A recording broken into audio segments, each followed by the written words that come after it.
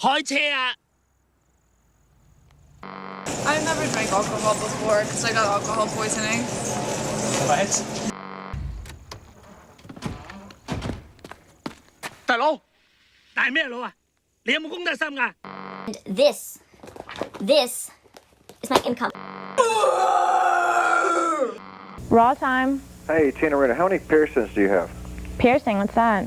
Piercings? What's a piercing? Where you put metal through your goddamn skin? Ew, metal through your skin? What kind of freaks would do that? All my friends are dead and they don't like me anymore. They've moved along, they've changed, and now they find me quite a bore. Way back then it was okay to be a little weird, but all my friends are dead. Ladies and gentlemen, I'm internet personality Malcontent, and this is the show that is exactly 10 minutes and is always daily. 10minutedailyvideo.net, your place for 10minutedailyvideos.net. Caveat on that, 10 minutes is kind of unstable, so we don't use it very often, and daily is subjective to the all-seeing eye in which I make videos for. Oops, Lord Dump. Hey, welcome to the Rikki-Oh video part 2. There's 2. I'm doing another video on Rikki-Oh? Well, it is the greatest film of all time. If I'm going to say something like that, it warrants more videos about it. So what are we going to talk about this time? We're going to talk about Rikki-Oh, the character representing the spirit of collectivism. Yeah, yep. What? So last time we talked about the very obvious message that private prisons are very, very, very, very, very, very bad. And Rikki-Oh addresses that very well by showing us horrific things within a prison.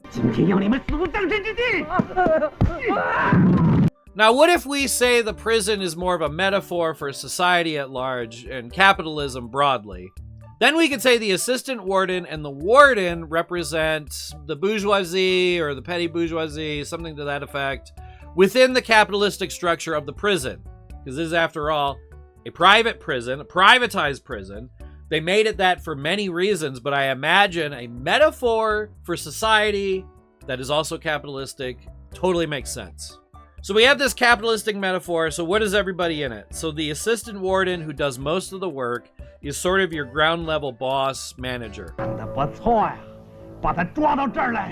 I want to say that's petty bourgeoisie. I'm probably wrong. I'm terrible at this stuff because I don't remember exact words for crap, but you get what I mean. Your management, your middle management, your bosses, your guys in between, that's what this guy represents.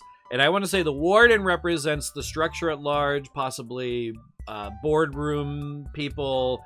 It also represents transitional wealth from one generation to another because his kid's running around the entire time being as bad as he is, if not worse.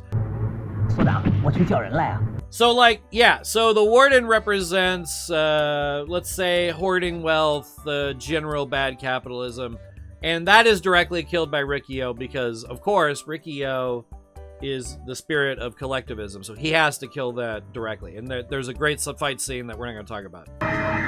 What I want to talk about is the first time the assistant warden talks to Rikki, and Rikki is in the office with him. Rikki is very nonviolent, even though the warden, the assistant warden, is desperately trying to get Rikki to, like, hurt him violently. And right down to the fact the assistant warden tries to shoot him with a gun, and Rikki uses a nonviolent tactic to stop the bullet.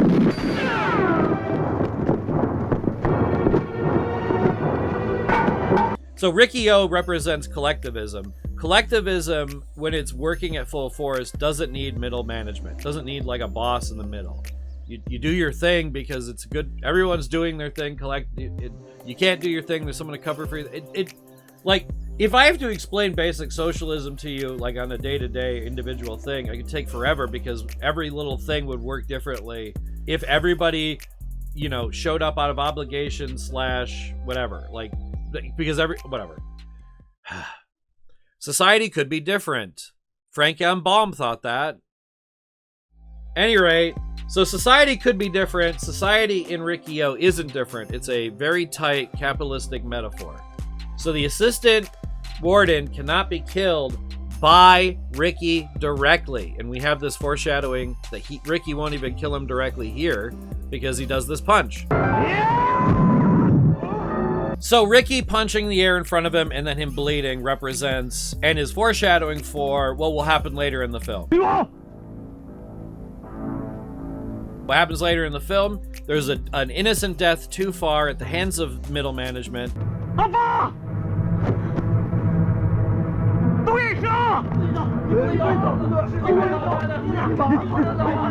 No one understands why we even have this guy in the first place. He doesn't do anything except actually kill us. Let's get rid of this guy, and that's how he's defeated.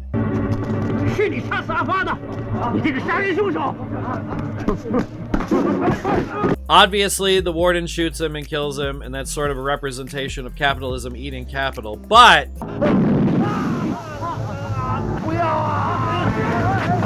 that happens later. The real defeat is here. This defeat, even though spurred on by Rikki, which it needs to be because he is the spirit of collectivism, then the collectivists can come, right? The spirit, so Rikki-Oh being like a literal guy that saves everybody, that is a straight ahead look at this if you want to look at it. You can look at it like he's got a superhero code. You can look at it like all of these like straight ahead, obvious ways to look at it. Sure, fine. Yeah, or you can have fun. Let's have fun. Thanks for watching. If you can help the channel in a monetary way, I am forced to live in the capitalistic health system of the prison of our lives. Give me money. If you don't want to give me money, I understand that. If you can't give me money, I definitely understand that. So with those two options, we have a freebie thing where you can like and subscribe. It doesn't cost anything except being annoyed to notice I'm around. And if you hit the bell, it'll annoy you even more because I post fairly pretty regularly.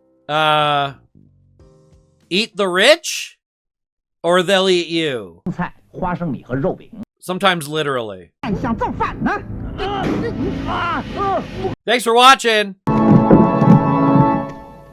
大家可以回家了。